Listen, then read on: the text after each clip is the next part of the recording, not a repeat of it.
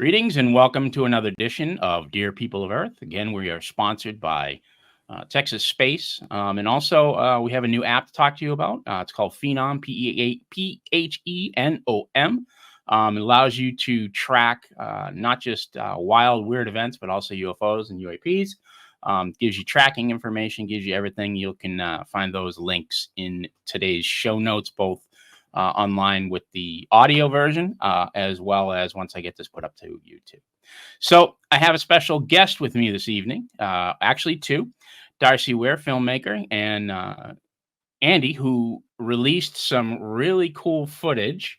It's the A10 Warthog DHS footage, and we're going to give you links to that as well. We're also going to pop this up here on the screen here in a little while.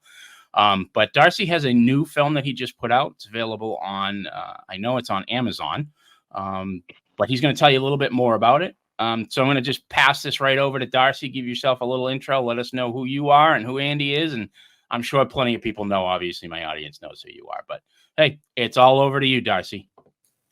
Hey, Steve. Thanks, man. Happy to be here. Really, interested in what you've been doing in terms of Dear People of Earth, your show. Reporting on UAP is something you do, but I've been researching the UAP and UFO phenomenon for the better part of over a decade now.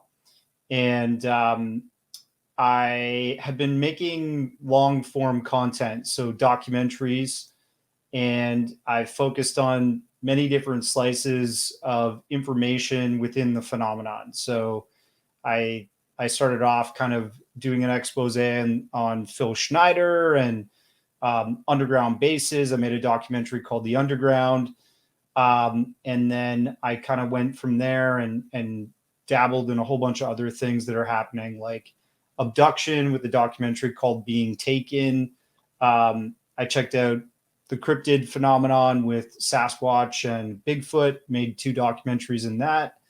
And did something on crypto, which is a pretty prevalent thing now. It's coming back. I made a doc called The Bitcoin Field Guide, and many UFO documentaries based on NASA's involvement with possibly covering up the UFO or UAP phenomenon as we know it. So those are called Secret Space UFOs, those documentaries. And I just looked at astronaut testimony, ex-NASA employee testimony, anomalies that were caught on camera, on motion picture, DAC film, and just still imagery from space missions. And here I am now presenting a film called Transmedium. This documentary is inspired by all of the supposed USO, unidentified submerged object encounters that have been happening throughout history over decades and decades, spanning back, into the sort of paleo UFO times, like let's say the 1800s and even before that. And, all of the recent stuff that's been happening over our oceans and inside the sea. So I spoke with people like Tim Gallaudet, Rear Admiral Tim Gallaudet, Chief Oceanographer for the Navy for 7 years. He's also, he worked for NOAA, and he's a legitimate, very well-educated and heavily informed individual that has turned his interest of the UAP phenomenon, switched that on, and I wanted to get his perspective on what's going on. Spoke to Richard Dolan, Jim Goodall, Louis Borges, Chris Stiles, who reported on the Shag Harbor incident in 1976, and now another even earlier case called the Shelburne incident from 1960, in which NATO got involved. And then, fast forward to today, I spoke to 2 experiencers, Anthony Assemplar and Andy Marcel, who's here. He runs NYUAP discussion. And I thought his testimony is really important to sort of like round out the story that I was building, because I wanted to comment on kind of the state of our social media community with regards to UAP and UFOs, UFO Twitter, let's say. Right. And how somebody like him, who's actually trying to do the right thing by the community, to vet these videos properly, to bring them to the public without trying to look like too much of a showboat or, attract all the attention to himself, mainly just trying to do right by the leaker from Department of Homeland Security and to do his due diligence to prove their authenticity. Even after, kind of carrying himself the right way, he got a lot of backlash. He got attacked a lot by the community. And, I think the community can be a blessing and a curse at the same time. Some people are right to go after somebody that's a liar or making things up. But as time over, truth stands up to time. You know what I mean? Like it will stand the test of time is what I mean. And for his case, he came forward. People might not have thought he was credible, but lo and behold, the 3 videos that he stood behind and tried to do the right thing for, eventually Customs and Border Patrol released information on them and proved that they are authentic UAPs. And we show that in the documentary that, at the end of 2023, that is the case. So, just wanted to bring on Andy too, to talk to his experience with these UAP videos, and really happy to meet you and talk about the doc. Yeah, absolutely. And Andy, we will get to you in just one moment. Just hang on. I just wanted to pop something in there. So you are correct. UFO Twitter, which I'm actively engaged with, is a double-edged sword. On the one side of things get out in real time many times, and there's great discussion that occurs. There is a level of toxicity, and I think you're going to have that, unfortunately, with any public discourse. You're just going to have people that specifically would like to just denigrate and I don't know what their complete and total motives are. I know, everybody gets right to that conspiracy, and I've been guilty of it too, that there are people on there that are specifically designed from the IC to basically throw any doubt into anything to cause people to infight. And when you're infighting, you're not paying attention to the reality, right? Whatever that reality is, whatever the answer to that reality is, if you have people fighting and poking at each other and saying you're a liar and saying you're this and you're saying you're that, you're not focusing on the task at hand. And as I've been in business for 30 years, and that's a big thing that you have to deal with. Any workforce, really. Workforce can become toxic, and when it becomes toxic, it's usually not about the work. It's usually about the people doing the work. And when you have that going on, you have to work on that. And Ross Coulthart today came out with an interview where he said some great things, where he was talking about toxicity and trying to get past that and move past that. And I've been guilty of it at times because people have attacked me personally. So I'm a fighter. So when my initial reaction is to fight back, right? I don't, and I've had friends that come to me and say, hey, just let it go. And I'm like, you know what? Yeah, you're right. I'll just let it go. But yeah, so I'm in agreement. And Andy, I feel your pain on that because it is what it is. Like I said, you're going to have a subset of people that will attack anything that you want to try and do and throw doubt and shade on it. So absolutely, with that, believe me, I hear you. To anybody who's been around in the community for long enough, it's happened to me. So I empathized with his situation when I heard it firsthand, and I got to know him and realized, maybe he could have handled it a bit differently. I think we all could handle things a bit differently when we first get that negative feedback or attention. Like you, I do also want to fight back. But the better people around us that are, supportive and a voice of reason, try to reel us back in so we don't end up, burying ourselves with our own shovel. But essentially, he got a lot of flack, and let him tell his story. But like, I've gotten a lot of flack too.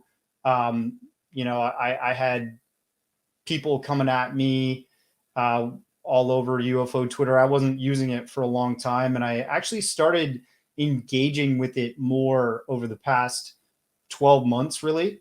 And I love it. Like, hands down, it's the best, most dynamic community when it comes to UFO and UAP information, because like you said, everything is like instant. People are going to try and verify anything you say and back up that with facts. We don't want to hear the BS. We want to keep things real. And it holds people accountable real time, right? And so that's kind of cool. But then you get some folks that are a little bit unhinged. You get some folks that are, may read what you're saying or doing in a certain way, and they come at you full force because maybe they even ally themselves with certain people on UFO Twitter. But, I've been jumping into spaces. I've been talking with some really cool people, and I love it. I think it's a great community to be a part of. It's miles apart from Instagram, Facebook, or YouTube. I mean, YouTube, the most interactive part is probably the live comments, and usually those can be botted, or they can be completely censored and controlled by admins that the producers and the YouTube creators only want a certain message or conversation to have, right? Whereas like Twitter is just completely open. And so that's just my feedback on that too. Yeah, and it is. It's I agree with you. I think that probably 98% of the people that are interacted with and that I interact with, great people. We don't always agree on everything, and that's fine.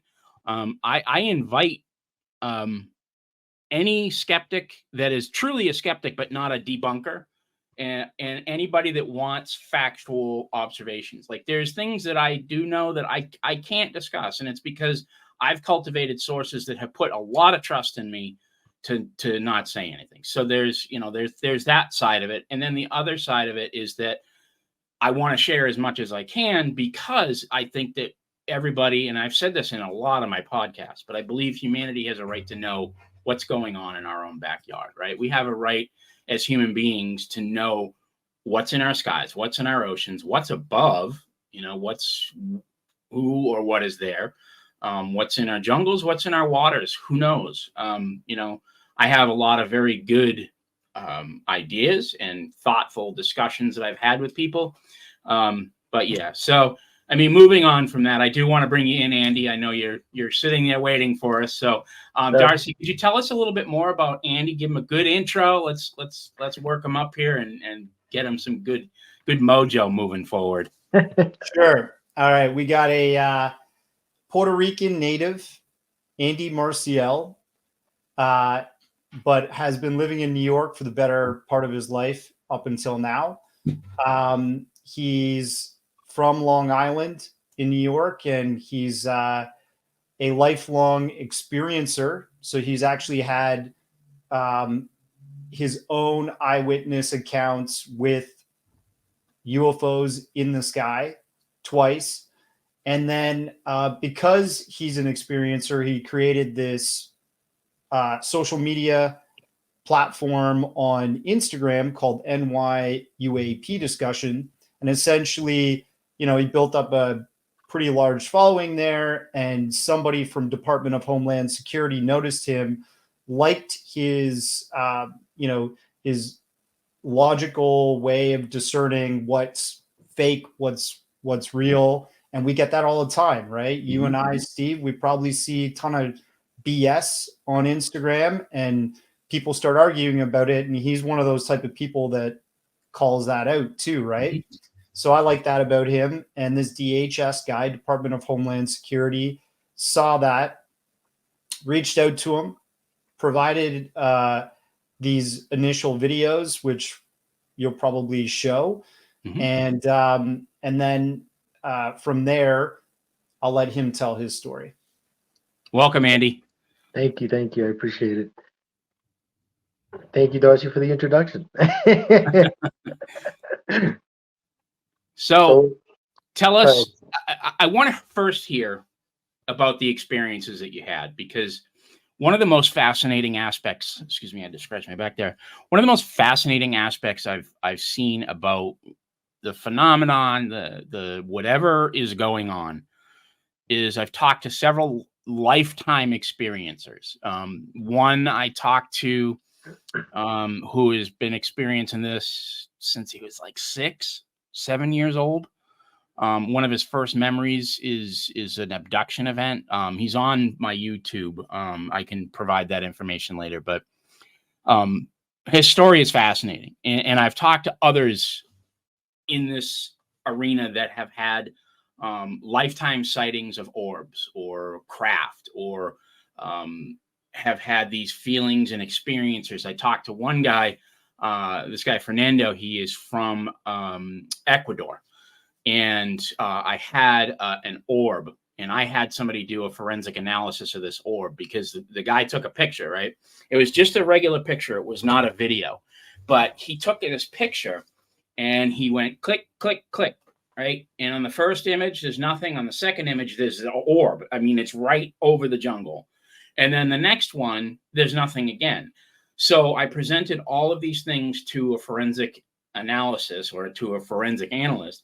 And ever since that time, he's had this connection and this feeling of connection to whatever this phenomenon is. So it fascinates me, that part of it. I've not personally had any of that experience, but maybe you could tell us a little bit about your experiences. And, is this something that you've carried with you, or I don't want to put words in your mouth, but if you could tell me a little bit about your experience.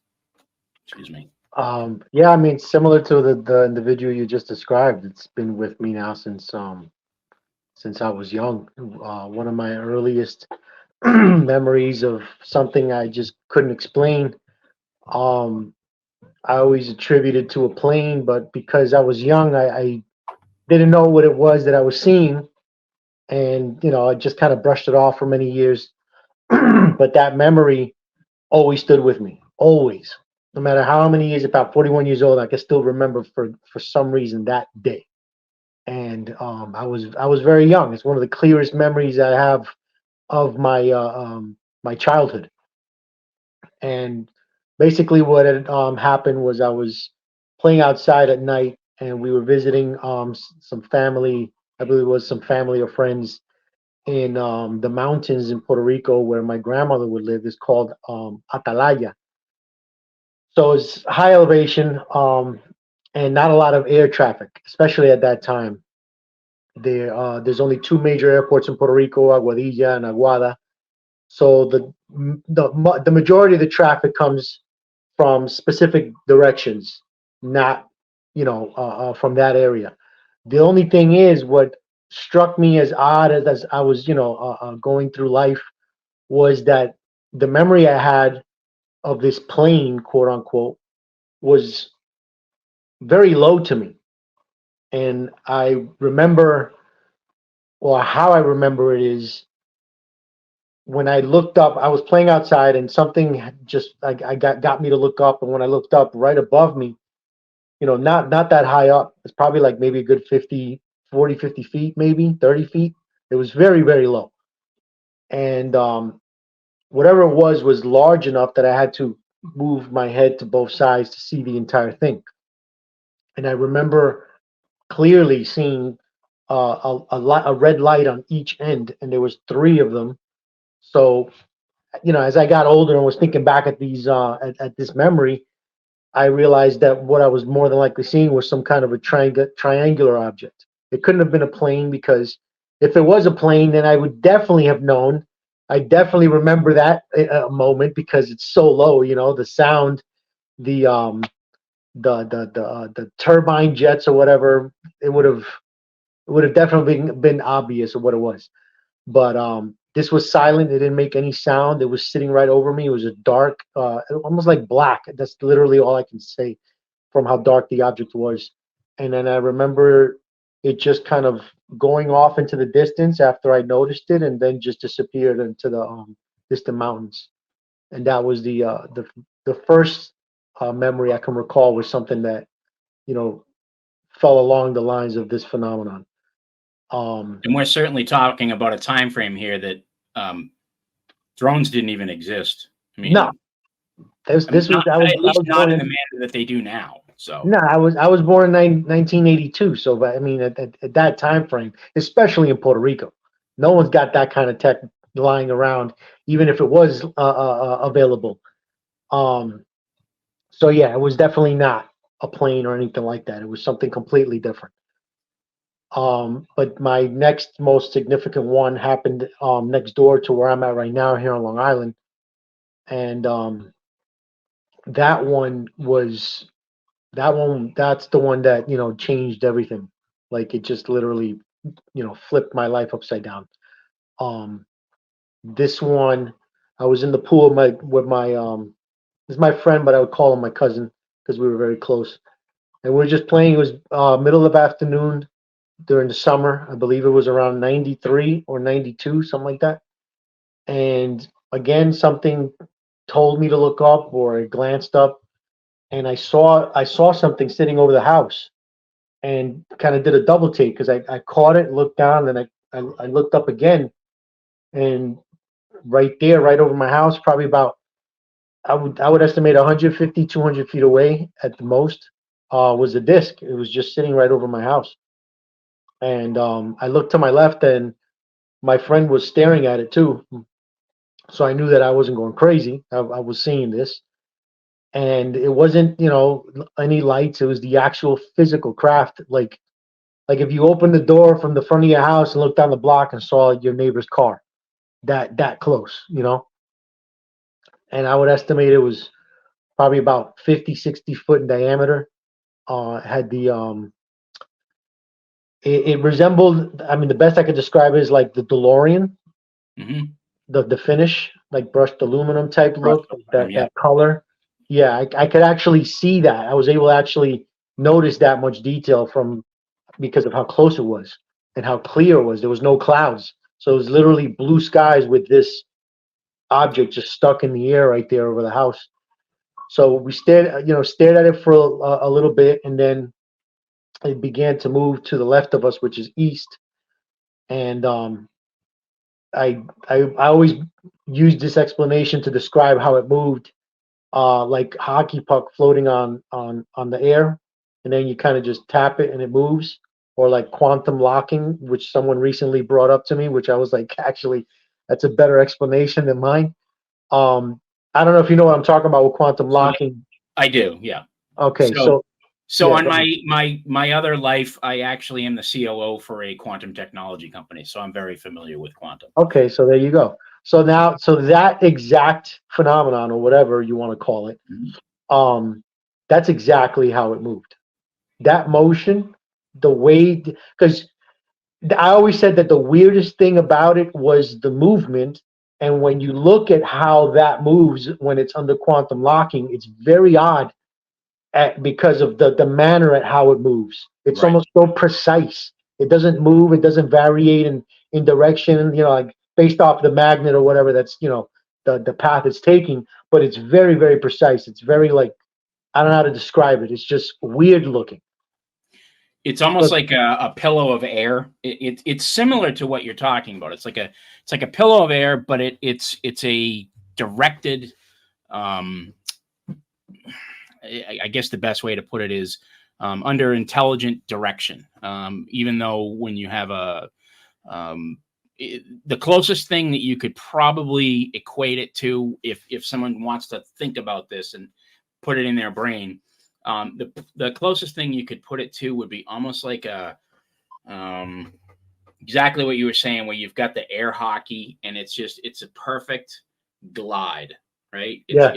There's no motion lock like or it is a motion lock. There's Yeah. no motion. It's not. Interference. There's no interference. There's no interference with it at all. And I do know what you're talking about. It's a phenomenon that's really cool. Yeah. I've not heard it put it in the way that you just put it before, but I've heard it described in that manner, that others have seen things that move in that way. So it's kind of neat. And you think about, you know, how could something do that above the ground? Because you would have to have at that point, in order for something to move in that manner, it has to be anti-gravity, at least in the way that we think about things, in the way that human beings put the science to it. That's anti-gravity, right? It's producing something, and it's actually, so the physics are there, and it follows Einstein's equations with general relativity. But we as humans haven't so far figured out exactly what that is. I think we have, but that's a whole other, I could do 3 hours on that, but that's a whole other episode. But yeah, so it's an interesting observation. Yeah, it really is. That's why I always tell everybody, like, as amazing as it was that I saw it, it was always the movement that was the most eerie thing of it all, because of that, you know. And then we kind of saw it for like a good, I would say, like anywhere between 3 to 5 minutes before it never changed speed either. It was very, very slow. I would estimate from the perspective and distance, maybe 10 to 15 miles per hour this thing was moving. And then it just kept on at the same speed. At one point, the sun's light glared off of it towards us, which I always say is more information that tells you something was there or something is there. And it just kept going until it went over the tree line, and we didn't see it anymore.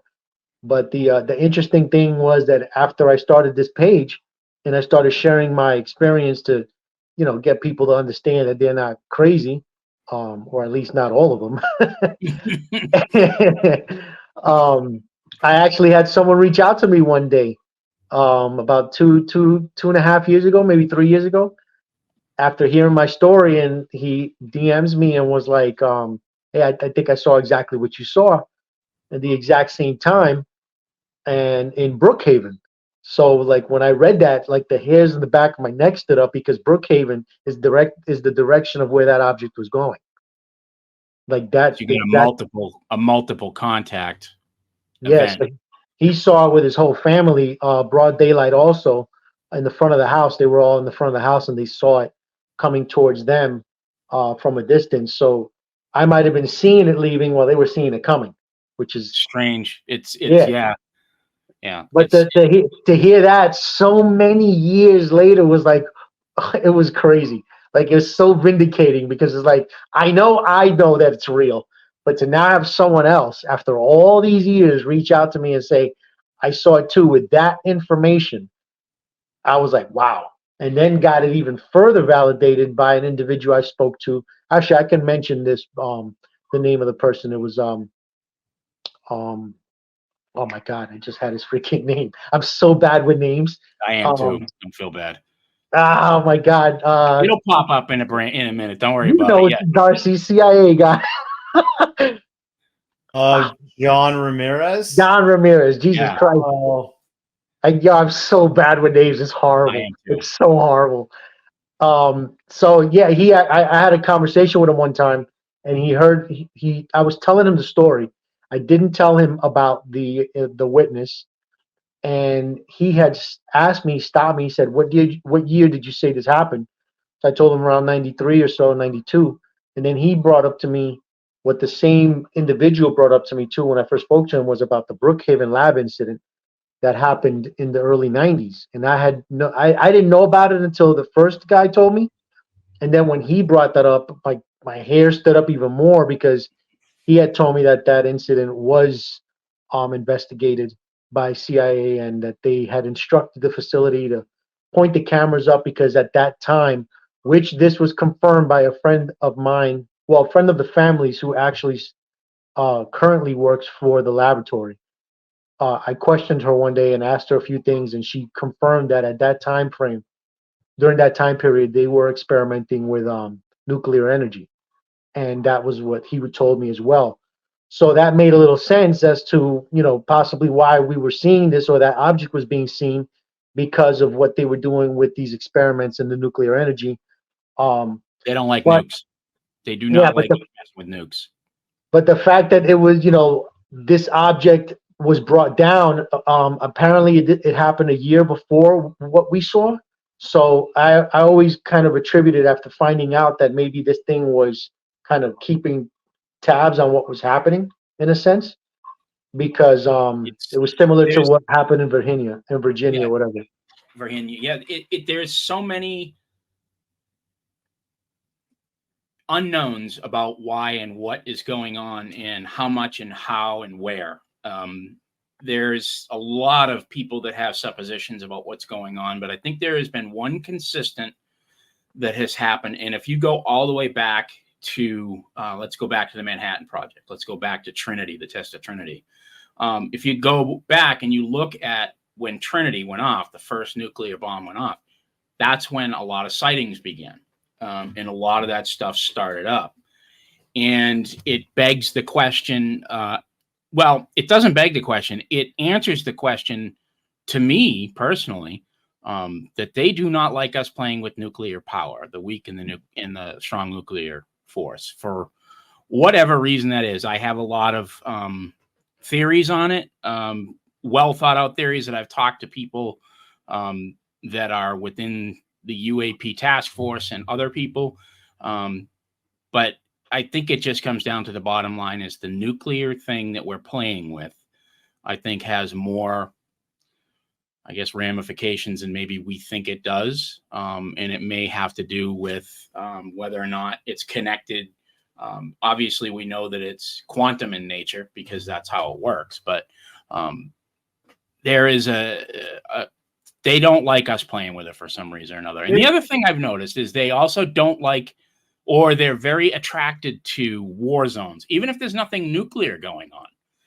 That kinetic energy, for whatever reason, they are always seem to be attracted to it. Go ahead, Darcy. I'm sorry. No worries. A conversation that's been coming up this week as we started talking about this documentary. You're one of the very first people that we've been talking with. Is like, what if, Stanton Friedman, I interviewed him before. We talked about the nuclear detonations attracting UFOs in one of my previous documentaries. And I know we talked about that lots, right? As a nuclear physicist, right?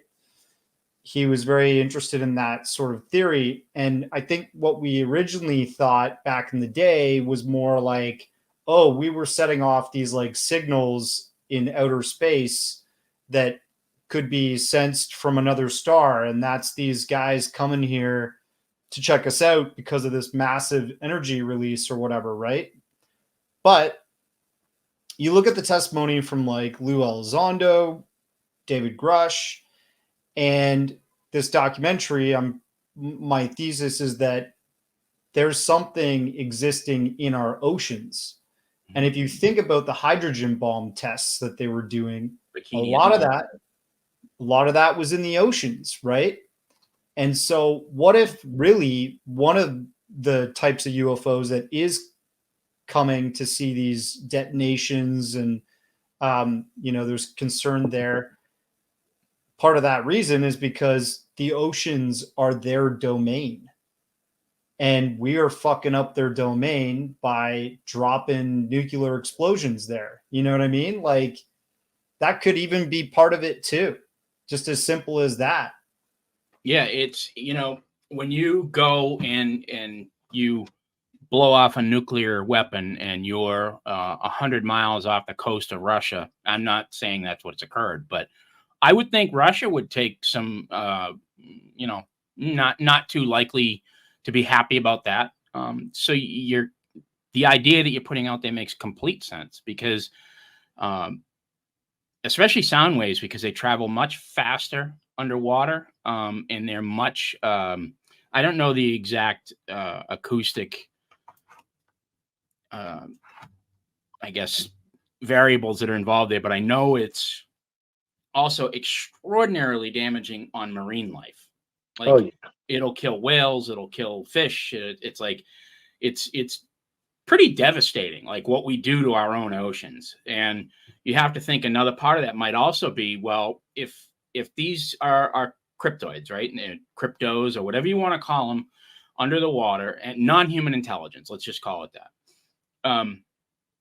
And they see us doing this to our own oceans, right? Which is, our oceans are literally a life force of their own, but they're also what helps humanity to survive, right? We got fish. Yeah. It's water on our planet, and it recycles in the atmosphere, right? And it comes down as rain, and it's a part of our ecosystem. So let's say that this NHI has been around 2 to 3, 4 times longer than us, right?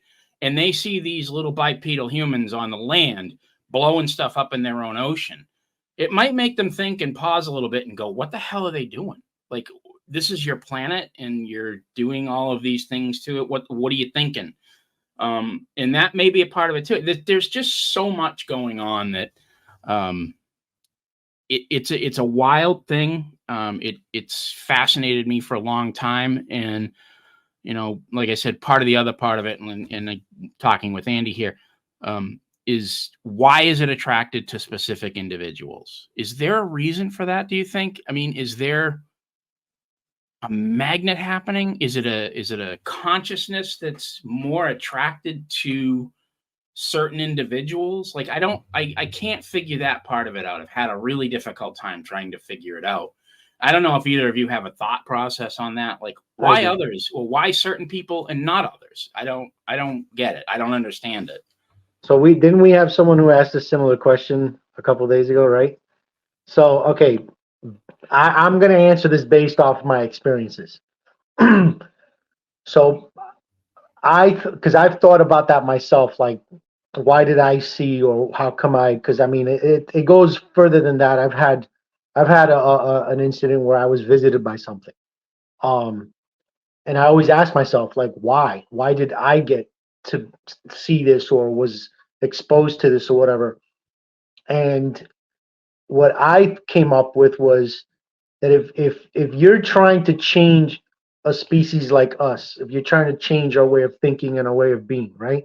Because we really haven't changed much in the entirety of our existence here on this planet. The only thing that's really changed is the scenario, or the fact that our technology has gotten a little bit better.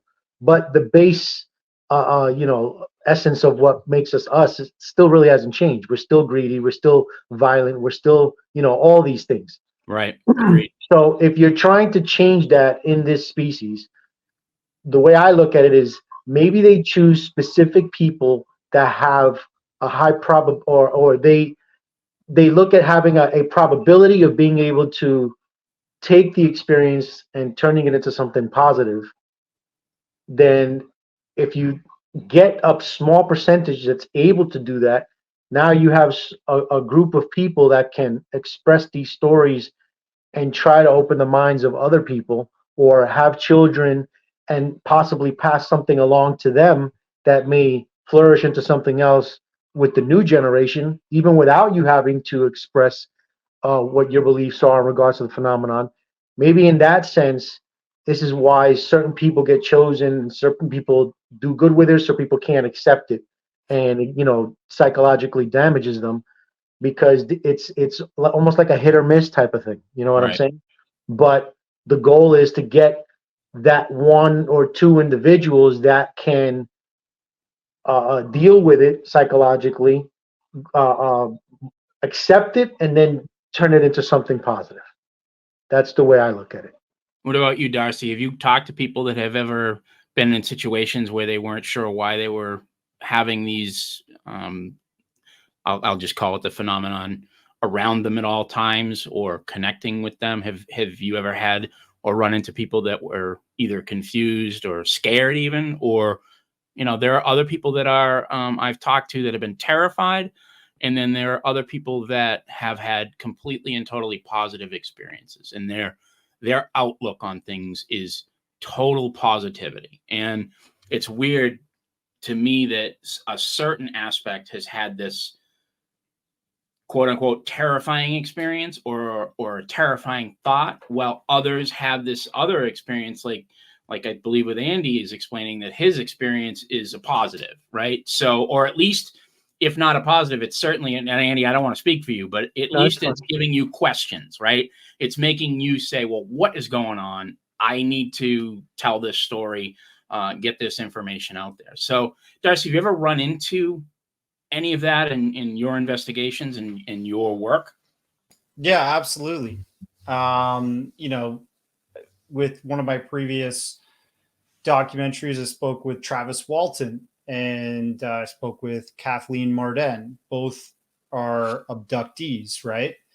And if you look at Travis Walton's story, originally he was very scared. He was, you know, shook, and he was getting attacked from all sides. If you think about like UFO Twitter, when somebody comes up and posts like a UFO video or something, that's like a similar sort of reaction. But back in the 70s, when his interaction happened, I think it was the 70s, right? Essentially, he was being attacked by Philip J. Klass. He was being attacked by like mainstream news. The police weren't sure if like his friends had killed him or this was some kind of prank. And it was hard on him and his family, right? To his own mental psyche, he would have these flashbacks that were traumatizing to him when he originally was in his first, let's say, few years of dealing with the experience. And, you know, when I asked him if you would go back, if you could change anything, what would you change? And he's like, well, to be honest, like, I kind of wished that this didn't happen to me. Because, you know, I'm not like rich and famous from the event. I got a lot of negativity out of it, actually. And I think that's, it's a disappointing part of the phenomenon, and experiencers' journeys. It usually is like that. But I think I've spoken to another experiencer, this guy named Neil Gold from Hong Kong, who's a South African gentleman, way earlier in my filmmaking career. And he had an experience where, you know, he pulled himself out from his sort of worldview very intelligently and said, what if this is just like us going to examine an animal in their environment and then putting them back, you know? And like, there is no intent of hostility. It's just the perception of the being that's being taken, right? Mm-hmm. And so I think, you know, it's the phenomenon is agnostic. And if you listen to people like David Grush, their assumption through the research that they did at the UAP task force and the 40 individuals that came forward that they interviewed and documentation and stuff that they were presented, is that these beings are indifferent towards us. Most likely the same situation, you know, like as above, so below. Like we are below and there are things below us. And when we take them and examine them, we are indifferent most of the time towards that. From a scientific perspective, we do have empathy towards, you know, our biosphere and well-being of creatures around us and the people most of the time, unless you're like a psycho or sociopath. But I think that's kind of how you have to view the phenomenon, is like that there's got to be a mixed bag of experiences people are going to have. And it's always your worldview going into that experience that you kind of paint that with, you know. We talk about angels and demons. That comes up a lot in history. That was a very popular worldview. Still is a worldview for some people, right? Not everybody considers that to be typical dinner time conversation, but some do. And so when they experience something from this phenomenon, they paint that with their worldview, and they might bring it up in that sort of regard, right? You have these U.S. senators recently that were part of the skiff with David Grush. They came out and they literally said these non-human intelligence may have a angelic or demonic sort of connotation to them with regards to interacting with us, right? And so that is, again, probably their worldview interpreting the data that they were just presented in that, secret environment.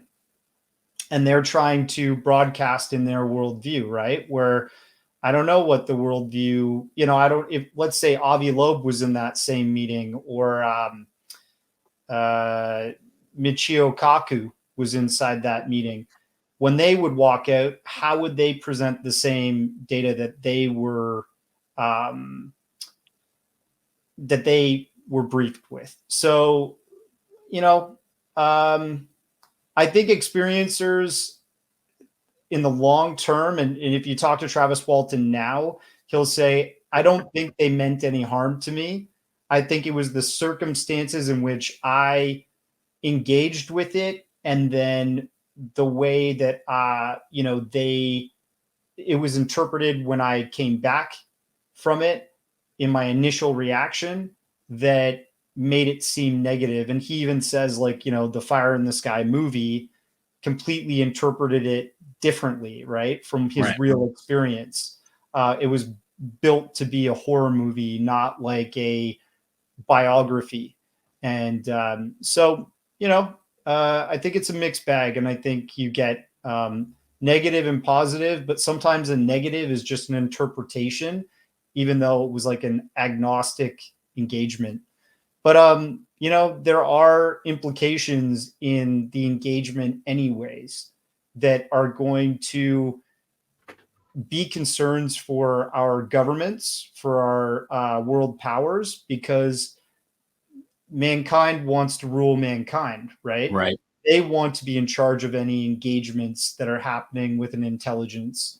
They don't want it the other way around, where that intelligence has the upper hand and they call the shots on how that engagement's going to go. And I think that's why the Department of Defense and different intelligences and security apparatus around the world probably know a lot more than what they're letting on to the public. And they're trying to work out how to roll out this disclosure so they still maintain some control over that engagement in the public's perspective.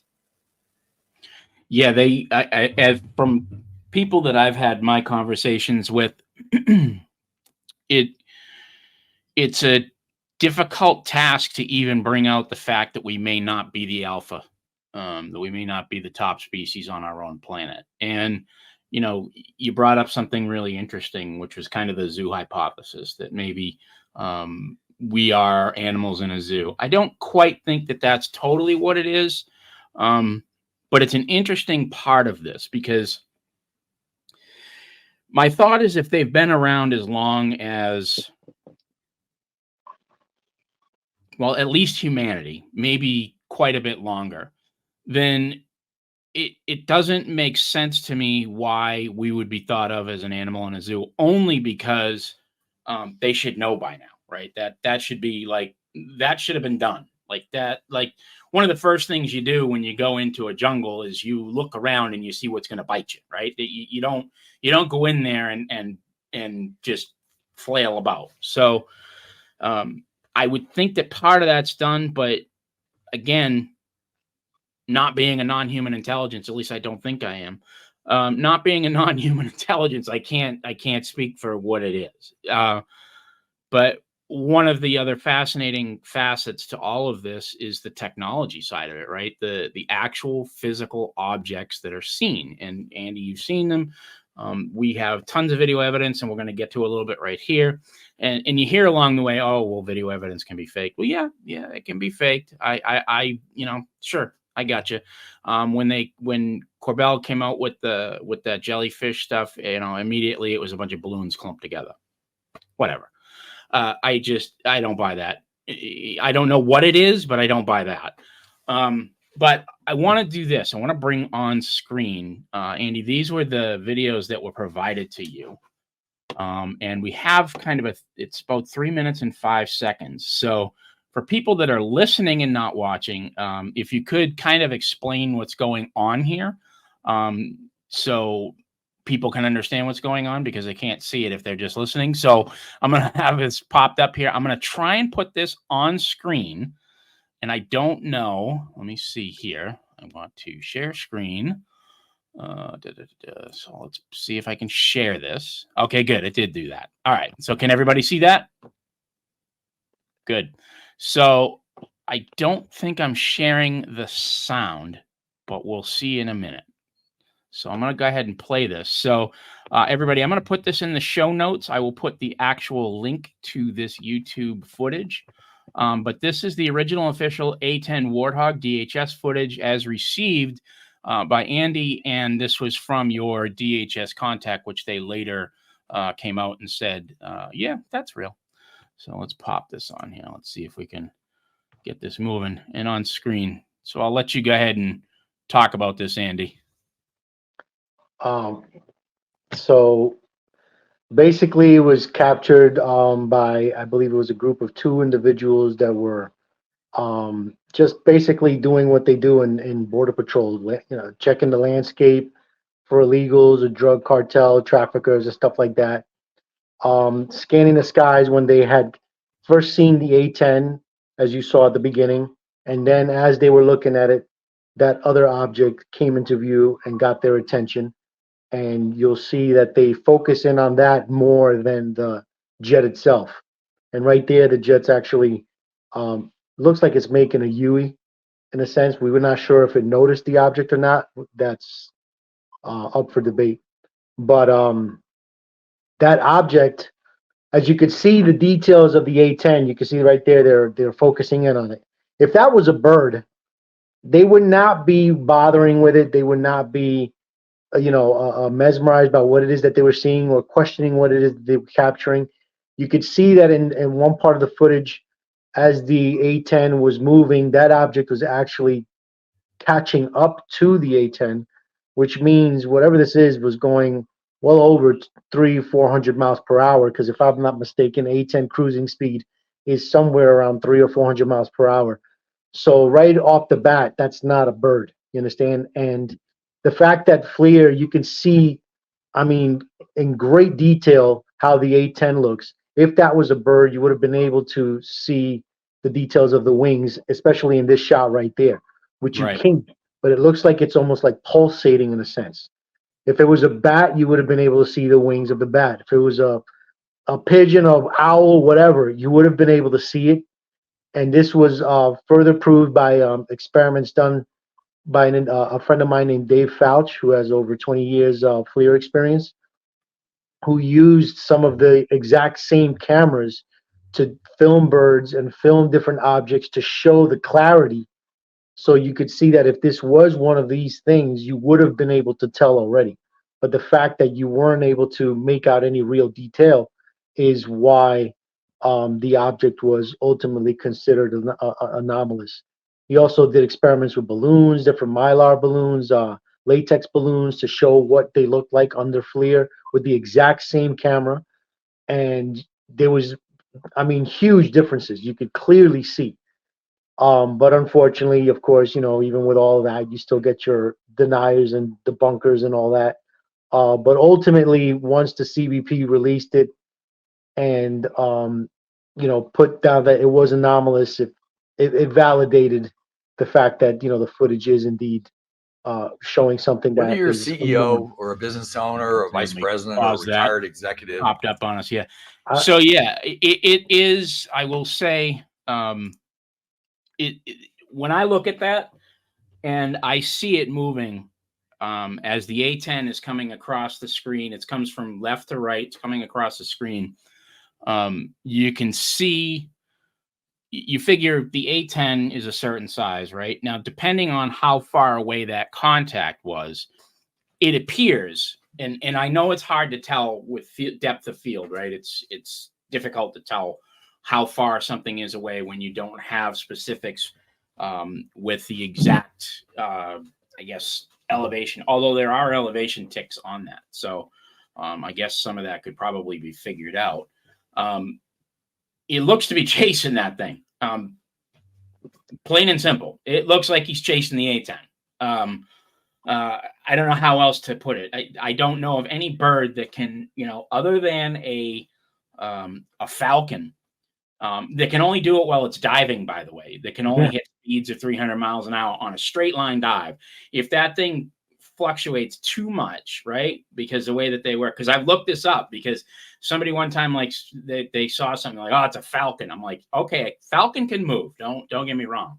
But the way that they work is they like disconnect their talons or something as they're coming. It only goes on a straight line, right? It doesn't do this. Like, it doesn't follow around at 300 miles an hour. It would rip the bird apart. Mm-hmm. It's interesting because it, to me, sure as heck looks like that thing is not only intelligently being controlled, but it's moving at 300, 400 miles an hour, chasing an A-10 Warthog. That's what it looks like to me. And I had seen that obviously before, but I was like, I don't even think we have drones that move that fast. Maybe we do. I haven't gone that deep into it, but that thing looked like a round ball. It didn't look like a drone to me. Drones look like drones. Yeah. You know what I'm saying? Drones look like a drone. Yeah. One of the things when I first saw it too, was, when it's in the black and white and it's showing up as black, and then it switches to the like negative, it shows as white in the second filter, I guess, that they're changing to. At first, when it's like keeping pace with the A10 and kind of following its direction, it does almost seem like you're seeing bird wing flaps, but I think it's just the camera and like maybe the wobble of the camera that's distorting the shape of this orb object. But once they're just tracking the object itself, you would tend to think if it is a bat or a bird, you would see like it would maintain what looks like a flap, not just a perfectly round sphere. So I think Mick West ruled that was a bird, right? Yeah, he attempted to, as with everything else. Everything's a bird or a balloon. A balloon, right? And so the other thing is you have to factor into all of this after, we've had our short discussion about it, and we've talked about a really credible FLIR technician, Dave Fouch, who's putting, his profession on the line by saying that seems like an authentic UAP in this video, because I can't even recreate that with the same sort of camera technology that I test and repair all the time. Even after that, you have to discount, if you want to be a total skeptic about this, the eyewitness testimony, and DHS, Department of Homeland Security, which CBP is one of their major clients,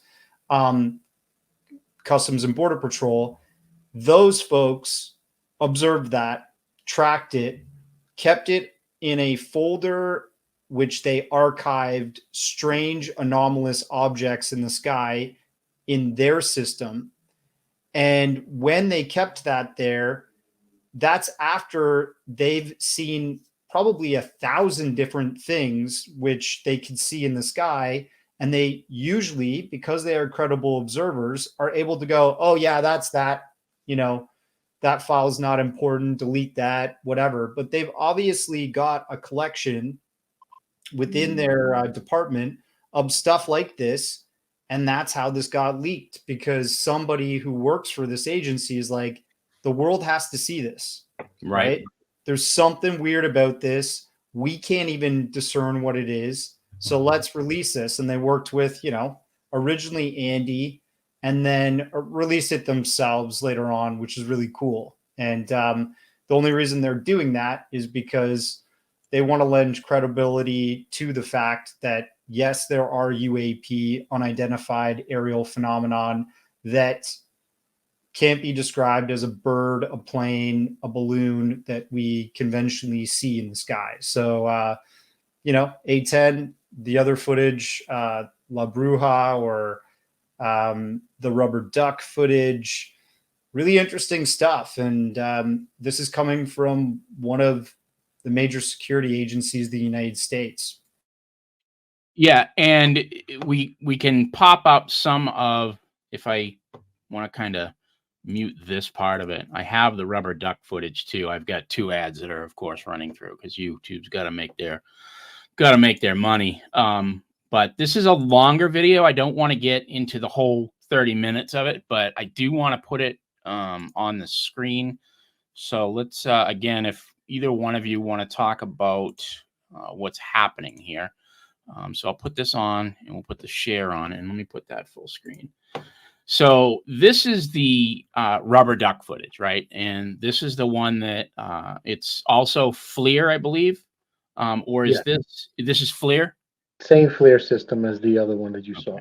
So I'll go ahead and just play this as it's going along, and you can see coming from right to left, camera panning right to left, is an object that legitimately looks like a little rubber duck going across the screen. But so either one of you want to talk about this is perfectly fine. I'll let you guys take over. You could if you want, Darcy.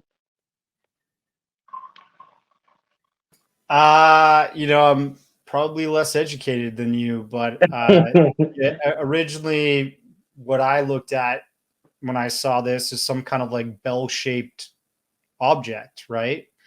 But when they zoom in, it shows it starts rotating because it's actually changing its perspective as it goes along. You'll see it kind of looks like a ball on the top, and then sort of something that's canopied out at the bottom. And apparently it's 2 objects acting in unison. Now, this is where like Mick West said, oh, it's like a balloon with like a little acting as like kind of like a little guided parachute system or something like that, with maybe a cartel package connected underneath. I think that's now hitting, if you look at the miles per hour, is now hitting 178 miles an hour, 200 miles. That's the fastest balloon I've ever seen. Yeah, exactly. Or even a drone. I mean, like if you had a balloon connected to a drone with like a package of narcotics or something, it just doesn't make any sense. And of course, DHS is observing this, and they're like, what the heck is that? And they're tracking it. And again, this got filed away and then later released because they think it's an authentic UAP. But I'll let Andy take it from there. So I mean, there's no arguing it now. SCU did an analysis on this because before released it publicly, I was able to reach out to them and send them the footage and introduce them to the source that they were able to vet, and concluded that the footage was it had enough information and was significant enough to do a real analysis on. And it took them a while, but they finally finished and ultimately concluded that what they were looking, or what the object that was captured was anomalous, that it was showing no signs of heat, because right now it's actually I believe it's under black hot, so the object is emitting zero heat whatsoever. If this was a drone, you would see the heat being emitted from the propellers or the motors and stuff like that. It's also 14,801 feet and seems to be on a consistent altitude. Seems to be a consistent altitude within a foot or two. So it's not really. They went into the whole thing. I mean, mathematics, everything they used. I mean, they pulled all the, they didn't, what's the word? All the stops. Yes, exactly. But ultimately, yeah, it was found to be anomalous. And the interesting thing, though, is about these videos is that they're all captured around the relatively same area. Not that exact spot, but in the general vicinity. The Rubber Duck, La Bruja, and the A-10 were all captured around that same area. What is capturing this image? Is this a drone capturing this? No, that's actually 3 agents in a surveillance plane. So they are in the air. They're above it then. Yeah. Did you see that part where the kind of screen was going black and white, almost like switching on and off? Yeah. That's actually the propeller that the camera was looking through as the object. Yeah. Wow, I didn't know that. Yeah, if you look at the full video, that's one of the reasons why they considered it, worthy of investigation and doing the analysis, because there was so much detail and information to be able to do their assessment and come to the conclusion properly with all the correct information. That so right now you're looking through a propeller as it's blinking through. Actually, at one point of the film, you actually see the plane itself. You see part of the plane as the camera pans. But, so, I mean, they could see this with their naked eyes then, correct? No, this was at night, if I'm not mistaken. They were only able to see it with the FLIR footage. I mean, the FLIR camera. You can look as you're going along. I would have to stop and really kind of poke at it, but it does look like 2 completely distinct objects. There are points as it's going along. So that object, if you what's the word? It's a word that they do in editing to stabilize it. I'm sorry. If you stabilize it, right, and you fast forward it, that object is actually rotating, and that second piece is rotating with it. So it's moving in unison and rotating in unison. So as it's traveling, like it's stuck together in a certain way, but when it hits little spots of black, like and the background is black, you can actually see the 2 different objects a little better, right? As soon as it, like right there, it just went across a little bit of a black part in the background. Yeah, you can see a little gap between the 2 of them. Yeah, there's I mean, it looks like there's nothing there, but apparently it is moving as one piece, even though it's 2. It appears to be 2 separate parts. Yeah, so it's got to be a very fast balloon then. It's got to be that, or maybe it's a huge, it's what else did he say? Seagull. Yeah, it could be a seagull. I mean, it's just absurd. It's just absurd. It's like there's no thought put into that in any way, shape, or form. It's silly.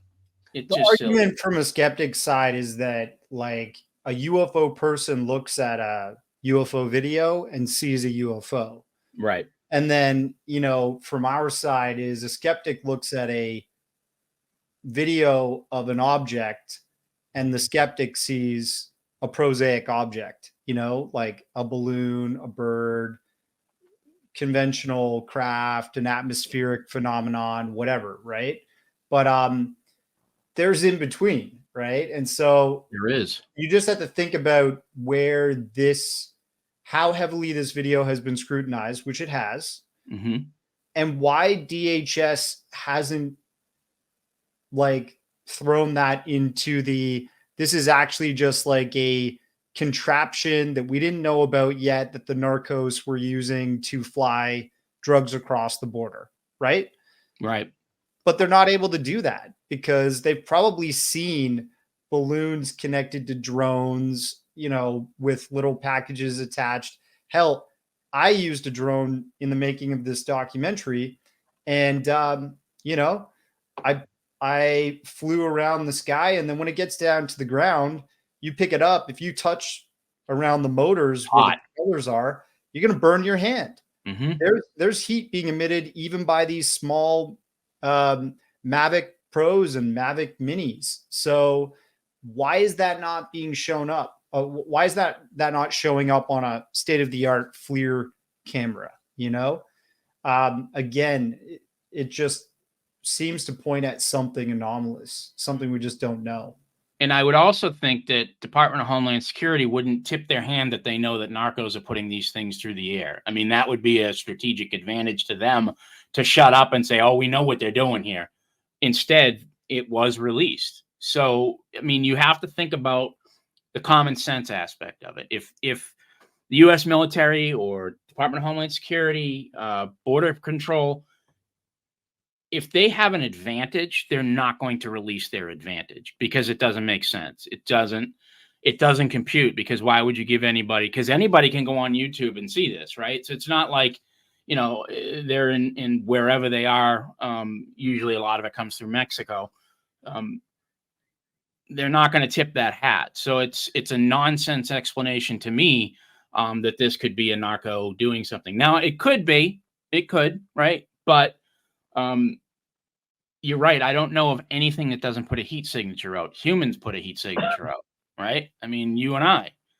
And if you put a human on FLIR, you can see it, right? Because I just look at some of the footage that we have from Apaches, right? And you can go on YouTube and you can see Apache helicopters that light up people, right? That are in the war on terror. You can literally see the people walking around, right? You can see their heat signatures right there, and you can. It's clear. It's not, you know, we've seen these things. So what's so interesting about this, and really as I'm watching this go along, right, the shape of the bottom thing has changed a little bit.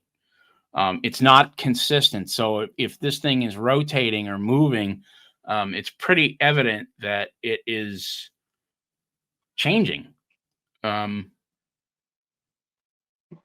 it's wild. It's certainly, yeah. Now, And right there, if you look again right there, you could see the two were completely separate from one another. Oh, you have. There's some areas that when you pause it, you could clearly see the fact that it's two separate objects. Actually, right there. Right go back. there. If you go back a little bit, that's one of them. Yep. Yep, right there. So if we see if I can pause that right there. Let me see if I got it right. I might have missed it. I might have to go back a little bit more. Let's see. I'm going to try and hit this right. All right, where's that spot? Did I miss it? I can tell you. Anytime it hits a really right here, I think. Yeah, right. Actually, no. No, I think I got to go back a little further. So let's do that. But what I was going to say too, that even though this object was seen over the desert, you know, who knows if this is one of those objects that could also traverse into the water? You know what I'm saying? Right, and that's going to be my next here. Let's see. Trying to hit a good spot here, right? Yeah. Good luck, because that's exactly what I did. You got to use. So they're supposed to have some kind. Oh, there it is. Yeah, I see. They have a new control mechanism for this. You're supposed to be able to scrub a little easier.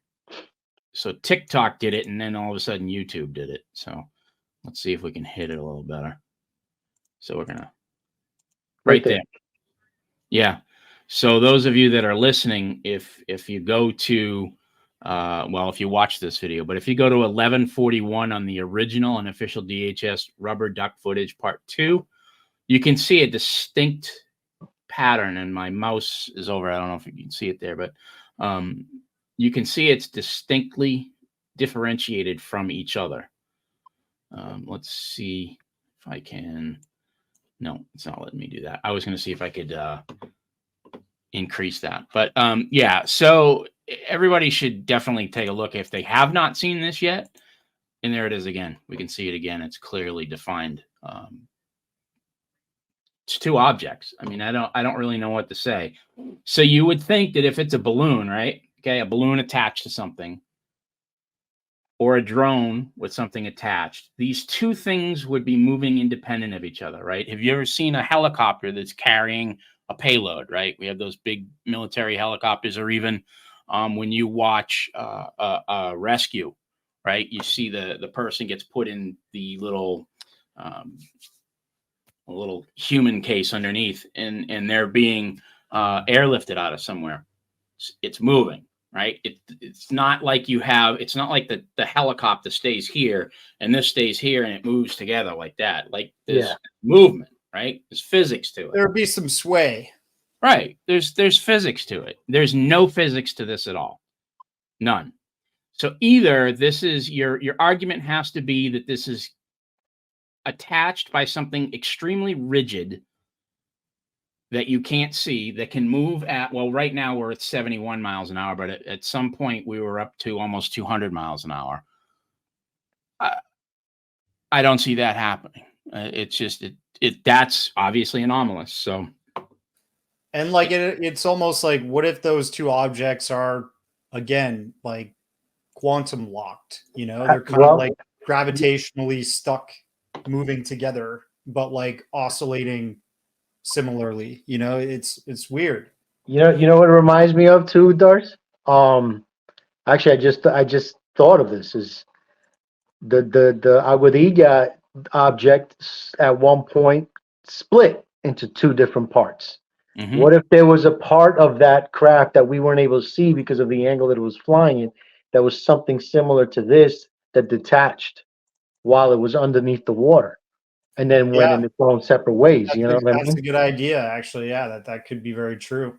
You just didn't have the perspective until the very end that it was two objects commingling, and then at the end they were like, "No more mingle, adios, amigo."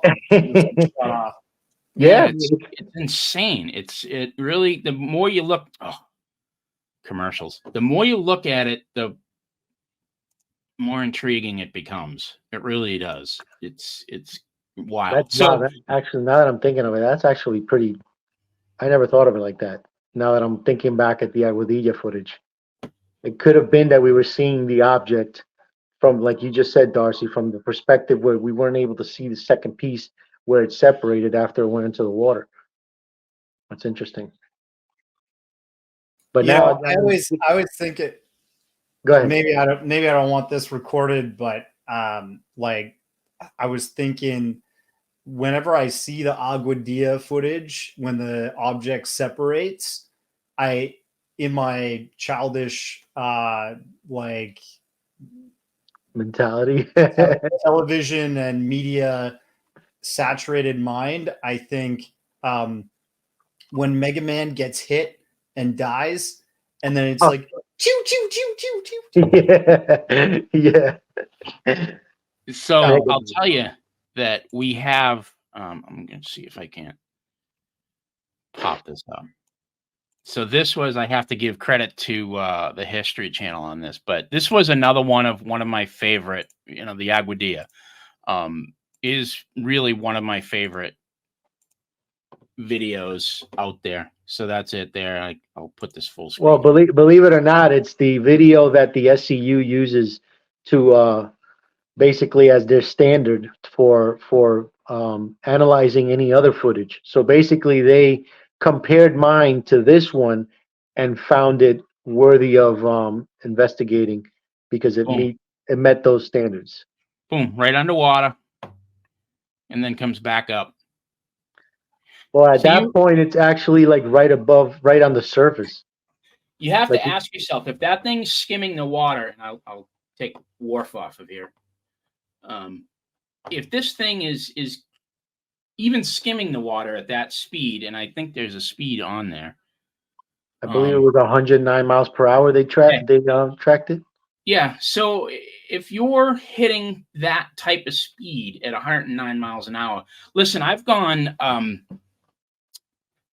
water skiing, and my foot has hit the water at 20 miles an hour. I face planted immediately, right? Like there's the surface of the water has tension, right? It's a not huge physics here. Everybody can do this experiment themselves. Run your hand through water. What's the immediate first thing that happens? Do it quickly. The faster you go, the harder it is to get through water. So if that thing's going to hit the water at 109 miles an hour, my initial thought, if I'm paying attention to physics, is it's going to plant. It's going to go down. It's not going to skim. Something has to be there in order for it to be able to move through the ocean that quickly, or whatever body of water it is. And that kind of gives me a little bit of a segue for you, Darcy. Your new film talks about USOs, right? I have talked to a few people, but I haven't gotten deep enough into the USO stuff like you talked about Mr. Gallaudet, that he talks about that. And can you give us some examples of things that you guys spoke about, and or maybe you could look forward to in the documentary for my listeners, that these really are exactly what they say they are? They're all domain. Space, right? Because I've talked to Kevin Day, and he was part of the Nimitz encounter, and they were tracking objects that came from 80,000 down to 20,000 feet, 1.72 seconds. And then Kevin Knuth, who I've interviewed, did all the calculations for those. It's something like 15,000 miles an hour in 1.7 seconds. And it's like, I think 53 or 5,400 G forces at that point, which there is not anything in our arsenal, in our skunk works, in anything that can go from 80,000 feet to 20,000 feet without falling apart. There's not an airframe there. I'm sorry, there is no material science. I've talked to materials scientists. I have talked to other people about this. It does not exist. I don't care how high tech some of our adversaries have become. Maybe, you know, they want to put out that China, or I'll tell you right now, Russia didn't do it. It's not happening. It's just not happening. So one of the things that I have to think about here is, if it's not that, and these things are then going from 20,000 feet down to the surface of the ocean and into the ocean, as Kevin Day described to me, he gave me the exclusive on it, which was really cool.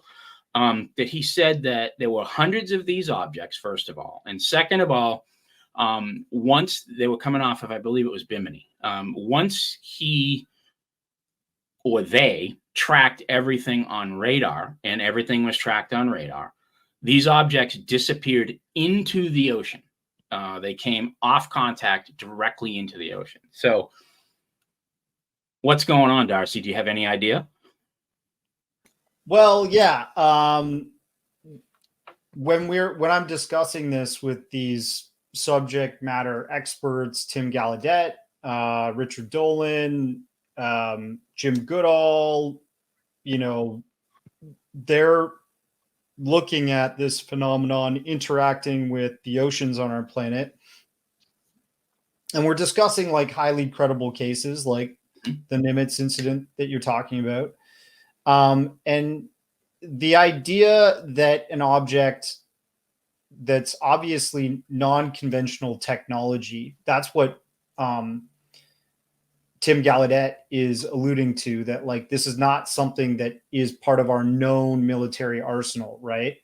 And he's served, you know, he knows what can take off from an aircraft carrier and what can't.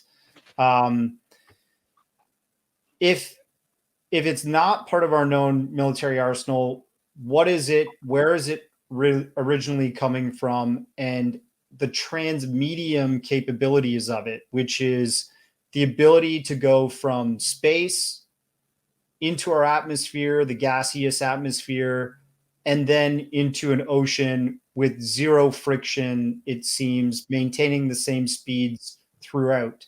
And, you know, without giving away too much that's in the documentary, I will say that we speak about the possible physics and the possible science that could explain why that is even possible, which is starting to come up. You know, you got guys like Jesse from American Alchemy. I really love his work. He's got like super high production value, and he's really well studied, and he's coming at this from a very scientific perspective.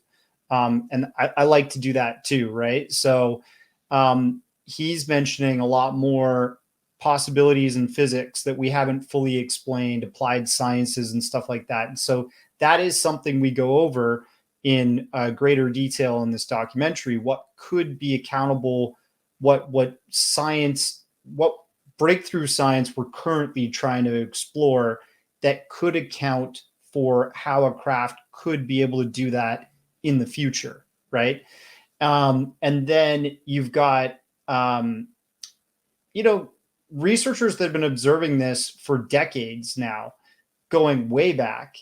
And it didn't really start with just the Nimitz incident. You know, it's going to cases, like I said earlier, the 1800s, when old sailors were the astronauts of their time, were traveling across our oceans and observing orbs coming out of the ocean and going back in and illuminating the decks of their ships and stuff like that.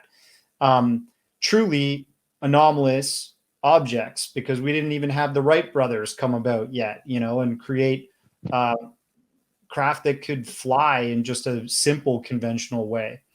And when you look at the accounts from Navy men of objects that seem to be unidentified submerged objects that are moving through our oceans unimpeded by the forces that a normal submarine would be, forced to behave under, it makes them spook too. Or I guess the sort of thing that we allude to in the documentary is that actually it's just kind of like an open secret now that fast movers or unidentified submerged objects are in our seas, and they catalog them, but they don't take them very seriously because they're not really considered a threat, I guess.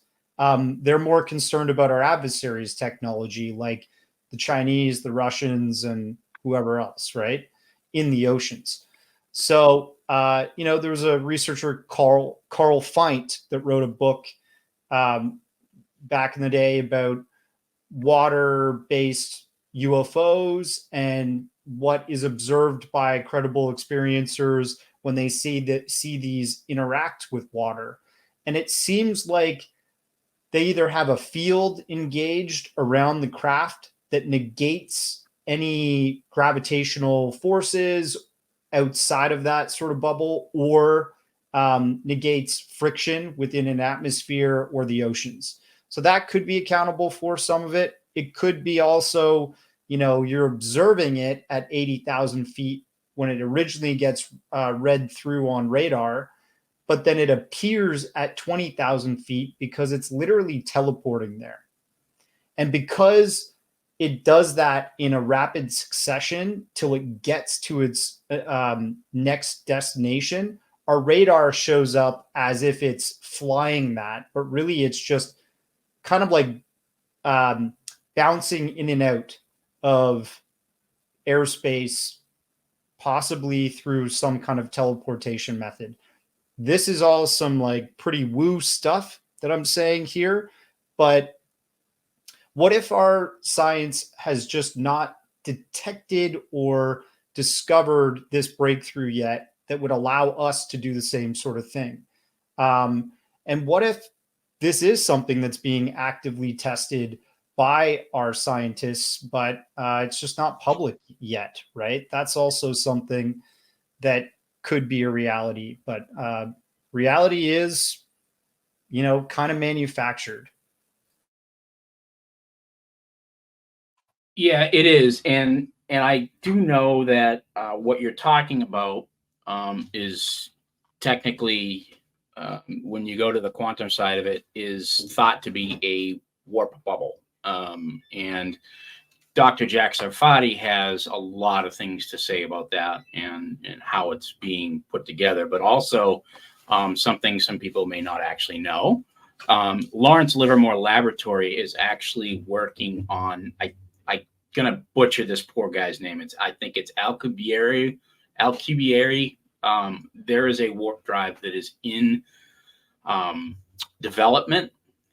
It's not necessarily, to my knowledge, because this is an open project. To my knowledge, it hasn't worked yet, but it's a technology that I know is being worked on, and it's open. You can go look at Lawrence Livermore Laboratory.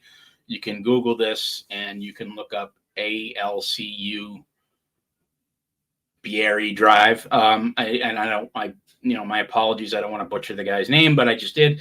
But you can look this up, and there is plenty of science and data on this, that they are actively trying to create this. And if you think about it, if that's what's being done in public, certainly there could be some things behind the scenes with some of our lovely defense contractors that may have already been done. However, that being said, the sheer number of the Nimitz encounter, like I could see this being a one-off, right? Like, hey, we created this thing and we have this amazing piece of technology. And I could see it being a one-time thing. I can't imagine there being 100 of them. Maybe I'm wrong. Maybe they're easy to produce. I don't know. But I certainly think I'm more along the lines of this is an NHI presence. This is something, you know, whether or not anybody believes that we have crash materials, I happen to absolutely, I know, I believe it. So if you were to take that into consideration, one of the things would be, why are we not being told these things? Like, one of the great things that I hear most often is, well, if they know these secrets, right? And we can talk about any nation on earth. If they know these secrets, then why the secret? Why is it out there? And the first thing that I have to say is, well, it is. There's evidence all over the place. In America, which I believe tends to be a world leader, has done just an absolutely fantastic job of making this subject look batshit crazy. I think they've done a very, very good job of it. They have been able to stigmatize this topic. They've been able to belittle people. I mean, you see it in a microcosm on Twitter, right? We talked about that at the beginning. Our own people we think they're our own people that are trying to get this information out into the world, belittle each other, right? They shit on each other. My language here, but they crap on each other all the time, right? So that's, you can see the microcosm happening right there, right? But then when you look at the bigger picture and you see everything that's going on for let's just call it the past 75, 80 years, you know, Project Blue Book, swamp gas, it's this, it's that. J. Allen Hynek, who went into that, a complete skeptic, came out of that and was on, you know, was in a movie about the phenomenon, right? And those little images and those little aliens that were coming out of the ship that Steven Spielberg put out there seem to have persisted. And it's almost as if he might have had some firsthand knowledge that he's never come out with. But it's just it's such an incredible time right now to be living. I wish we could fast forward 10 years to know a little bit more, to see what's going on. But it's definitely wild. And Darcy, I think we run up on our time here, but I do want everybody, if you could tell everybody where to find the new documentary. And Andy, thank you so much for your time as well. Thank you. If you could let everybody know where they can find the documentary, Darcy, and we'll wrap it up. Cool. Yeah, I really appreciate you having us on. Doc is on Amazon Prime, Apple TV, Vudu, Google Play, to name a few streaming platforms. Yeah, definitely check it out. Leave a review. I really appreciate the support. As an independent filmmaker, this is my full-time job. Yeah, my sort of mission with these documentaries aligns with usually people that I interview. It's like to educate, destigmatize the phenomenon, and bring information to people that may not have seen it in a certain light before. I will continue to do that. If you want to check me out on social media, Occult Journeys on Twitter, Instagram, Darcy Weir Films, and Darcy Weir everywhere else. So, and YouTube, Occult Journeys. Thanks. And I'll leave it to Andy. Thank you for having me. But definitely go watch it. It is very well put together. I'm not saying that because I'm in it or anything like that. I wouldn't even have bothered to assist with my interview with Darcy if I knew that he wasn't going to do it the right way. I've seen his documentaries before, and they're very well done, very well investigated. So I highly recommend it, and I appreciate that he, gave me the opportunity to be a part of it. So thank you, Darcy, for that. But me, I only have my main page is my Instagram, which is NYUAP Discussion. I have the YouTube channel with the only videos is the DHS on it, and I help Darcy run the Transmedium account on X. I think that's just the name of it, right? Transmedium. Transmedium UFO. Transmedium UFO, yes, on X, and yeah, that's really it. I don't do anything else but really Instagram and assist with the X page. Outstanding. Well, thank you both, gentlemen, for being on Dear People of Earth. I appreciate your time. I'm going to sign off now, and I'll make sure that I have all of the links will be in both the audio portion of this as well as the video portion. So video portion will pop up with probably about tomorrow. Should be up and ready to go. So, gentlemen, Cool. Thank you so much for your time. Thank you. I'll end it. It was So all a pleasure. Nice Yes, to meet you, man. you Nice as well. meeting you. Thank you, gentlemen.